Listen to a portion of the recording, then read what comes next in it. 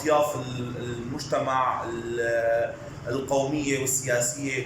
أشكر رفاقنا بالمجلس الوطني الكردي، أشكر رفاقنا بجبهة السلام والحرية، طبعا أشكر رفاقي كمان بالمنظمة الآثورية، رفاقنا بتيار الغد والتيار العربي المكونين للجبهة.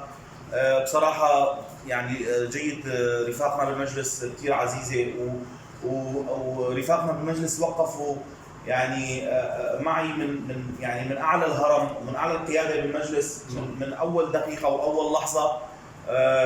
اصدقائنا والنشطاء المدنيين والمستقلين الكرد والعرب والاشوريين السريان، يعني ما حدا قصر. انا كثير انا اتشكر وقفتكم جنبي وجنبنا يعني كلياتنا، ويعني ما في عن جد ما عندي كلمات تعبر عن مدى يعني الشكر اللي انا يعني اقدمه لرفاقنا بالمجلس الوطني الكردي ولكل الناس اللي تعاونوا معنا.